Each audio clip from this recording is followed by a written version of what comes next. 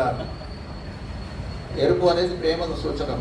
కాబట్టి భగవద్గీత మీద, దాంట్లో ఉన్న విషయాల మీద, కృష్ణుడి మీద మనకు ప్రేమ ఉంది అని చాటడానికి, దాన్ని భద్రంగా ఉంచుకోవడానికి ఒక ఎరుపు రంగు వస్త్రంలో లేదా పసుపు రంగు వస్త్రంలో చుట్టి దేవుని దగ్గర పెట్టండి. రోజు ఒకసారి ముట్టుకొని నమస్కారం చేయండి. అంత మాత్రాన రాదు. ఇది ఇక్కడ క్లాస్ వర్క్ చేస్తున్నాం. మనం ఇంటికి వెళ్ళిన తర్వాత హోంవర్క్ చేయాలి. వారం రోజులు టైం ఉంటుంది కదా. ఈ వారం రోజుల్లో మీరు ఒక్కొక్క శ్లోకాన్ని రోజు ఒక వారానికి 25 శ్లోకాలు అనుకుంటున్నాం.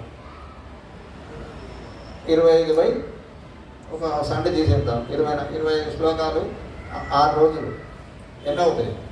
4 శ్లోకాలు. 6 4 24. ప్రతి రోజు 4 శ్లోకాలు. ఎన్నిసార్లు చదవాలి? Minimum 11 times. 11